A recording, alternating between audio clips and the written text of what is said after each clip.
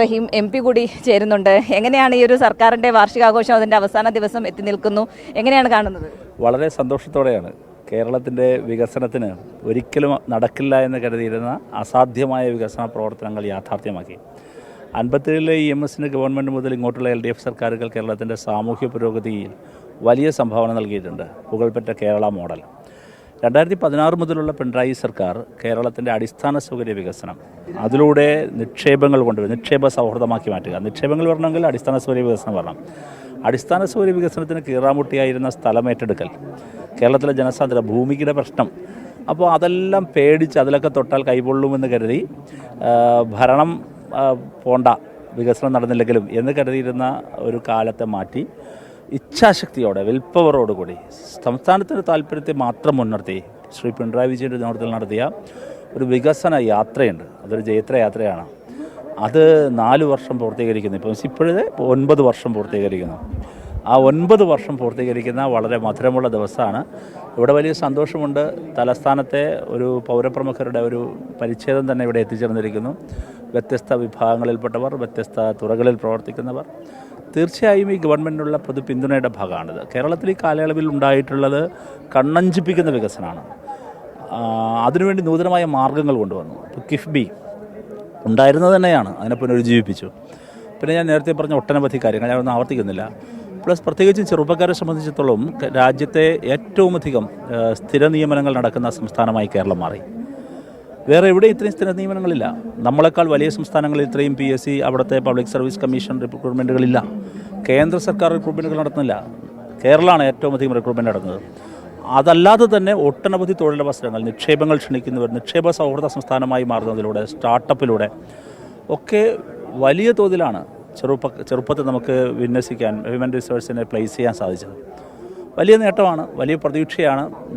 തുടർഭരണത്തിൻ്റെ നേട്ടമാണിത് കണ്ടതൊക്കെയെങ്കിൽ ഇനിയും മൂന്നാം LDF സർക്കാരിലേക്കുള്ള, മൂന്നാം പിണറായി സർക്കാരിലേക്കുള്ള ഒരു നല്ല തുടക്കമായി ഇത് മാറുമെന്നാണ് ഞാൻ കരുതുന്നത്. ഈ ഒരു ഘട്ടത്തിൽ നമ്മുടെ പ്രതിപക്ഷത്തെ കൂടി ഒന്ന് വിലയിരുത്തി പോകേണ്ടതല്ലേ? കാരണം ഈ സർക്കാർ എന്ന് അധികാരത്തിൽ വന്നു അന്നു മുതൽ സർക്കാരിനെതിരെയുള്ള പ്രചരണങ്ങളുമായി മാത്രം മുന്നോട്ട് പോകുന്നു. ഏറ്റവും ഒടുവിൽ ദേശീയപാത നിർമ്മാണവുമായി ബന്ധപ്പെട്ടുള്ള വിഷയത്തിലടക്കം അതിൽ സംസ്ഥാനത്തെ കുറ്റപ്പെടുത്തുക എന്നുള്ളതാണ് അവർ ഒരു അജണ്ടയായി ഏറ്റെടുത്തിരിക്കുന്നത്. അപ്പോൾ അതിനെ എങ്ങനെയാണ് കാണുന്നത്? ഞങ്ങൾ ഭരണത്തിൻ്റെ 9ാം വാർഷികം ആഘോഷിക്കുമ്പോൾ പ്രതിപക്ഷത്തിരുന്നതിൻ്റെ 9ാം വാർഷികം ആചരിക്കേണ്ടി വരുന്ന ദുരിതാവസ്ഥയിലാണ് അവർ.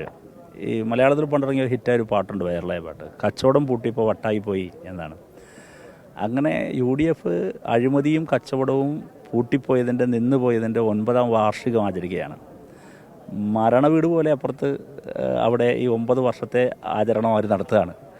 അവരുടെ മുമ്പിൽ ഇനി ഒരിക്കൽ കൂടി കേരളത്തിൽ അധികാരത്തിൽ പ്രതിപക്ഷത്തിരിക്കേണ്ടി വന്നാൽ എന്താകുമെന്നുള്ള ആൻസൈറ്റിയാണ് അവരെ നയിക്കുന്ന വികാരം. അതിൽ നിന്നാണ് താങ്കൾ ഈ സൂചിപ്പിച്ച ദേശീയപാത വിവാദം ഉയർന്നു വരുന്നത്. ഇപ്പോൾ 2 കൂട്ടർ നിങ്ങൾ ആലോചിച്ച് നോക്കൂ. വയൽക്കിളികൾ, കീഴാറ്റൂരിലെ വയൽക്കിളികളും ദേശീയപാതയുമായി ബന്ധപ്പെട്ട് തന്നെ പറയാൻ കഴിയുന്ന നമ്മുടെ പാലം, നമ്മുടെ ഇവിടുത്തെ കൊച്ചിയിലെ പാലം ഉണ്ടല്ലോ, കൊച്ചിയിലെ പാലം, നമ്മുടെ പൊളിഞ്ഞുപോയ പാലം. അപ്പോൾ ഈ രണ്ടും കച്ചവടമായിരുന്നല്ലോ അത് നടത്തിയത്. ഞങ്ങൾ പക്ഷേ സതുദ്ദേശത്തോട് കേരളത്തിൻ്റെ പുരോഗതി മാത്രം മുൻനിർത്തിക്കൊണ്ട് മുന്നോട്ട് പോവുകയും നല്ല രൂപത്തിൽ കേരളത്തിലെ ദേശീയപാത വികസനം യാഥാർത്ഥ്യമായത് പിണറായി സർക്കാർ ഉള്ളതുകൊണ്ട് മാത്രമാണ്. ഞങ്ങൾ 5580 കോടി രൂപയാണ് സ്ഥലമേറ്റെടുക്കലിന് വേണ്ടി കേരളത്തിലെ ഇടതുപക്ഷ സർക്കാർ ചെലവഴിച്ചത്. കേന്ദ്രത്തിലും കേരളത്തിലും കോൺഗ്രസ് നേതൃത്വം നൽകുന്ന സർക്കാരുണ്ടായിരുന്നു. അപ്പോഴൊന്നും ദേശീയപാത വികസനം യാഥാർത്ഥ്യമായിരുന്നില്ലല്ലോ. അപ്പോൾ ഇപ്പോൾ ദേശീയപാത വികസനം യാഥാർത്ഥ്യമായത് യാതൊരു സംശയവും വേണ്ട. ഞാൻ ഓർമ്മിക്കുകയാണ്, 2016 അധികാരത്തിൽ വന്നപ്പോൾ അന്ന് ശ്രീ കെ സുരേന്ദ്രൻ എന്നൊരു ഫേസ്ബുക്ക് പോസ്റ്റ് ഇട്ടു. 2 വെല്ലുവിളികളാണ് നടത്തിയത്. അതിൽ ഒന്നാമത്തെ വെല്ലുവിളി ദേശീയപാത വികസനം പൂർത്തിയാക്കാൻ കഴിയുമ്പോൾ 2 ഗെയിലായിരുന്നു. എന്നിട്ട് അവസാനം അദ്ദേഹത്തിൻ്റെ ഫേസ്ബുക്ക് പോസ്റ്റ് അവസാനിക്കുന്നുണ്ട്, ഈ വെല്ലുവിളികൾ 2 നടപ്പിലാക്കിയാൽ പിണറായി വിജയൻ്റെ ഏറ്റവും കഴിവുള്ള ഭരണാധികാരിയാണെന്ന് ഞാൻ സമ്മതിക്കേണ്ടി വരുമെന്നാണ്. അത് അദ്ദേഹം പറഞ്ഞിട്ട് 10 വർഷം പൂർത്തിയാകുമ്പോൾ ഗെയിൽ യാഥാർത്ഥ്യമായി കഴിഞ്ഞു. ദേശീയപാത വികസനം യാഥാർത്ഥ്യത്തിൻ്റെ അരികിലെത്തി നിൽക്കുന്നു. അപ്പോൾ ഇത് ഒരിക്കലും സാധിക്കില്ല എന്ന വിശ്വാസത്തിലാണെന്ന് BJPയുടെ സംസ്ഥാന അധ്യക്ഷന് വെല്ലുവിളി നടത്തുന്നത്. അത് സാധ്യമായിരിക്കുന്നു. അതിൻ്റെ പേരാണ് പിണറായി വിജയൻ, അതിൻ്റെ പേരാണ് LDF സർക്കാരിൻ്റെ ഇച്ഛാശക്തി. അത് ജനങ്ങൾക്ക് അനുഭവവേദിയാണ്. അപ്പോൾ അവിടെ ഇത് വളരെ വേഗതയിൽ ഇനി പൂർത്തീകരണത്തിലേക്ക് എത്തിക്കഴിഞ്ഞാൽ ജനങ്ങളുടെ ഖ്യാതി അസാധ്യമായത് സാധ്യമാക്കിയത് കൺമുമ്പിൽ കാണുമ്പോൾ LDF സർക്കാരിനുണ്ടാകുന്ന ജനങ്ങൾക്കുണ്ടാകുന്ന സ്വാഭാവികമായ കൂറ് അതിൽ ആശങ്കയുള്ളവരാണ് ഇപ്പോഴീ വിവാദം ഉണ്ടാക്കിക്കൊണ്ടുവരുന്നത്.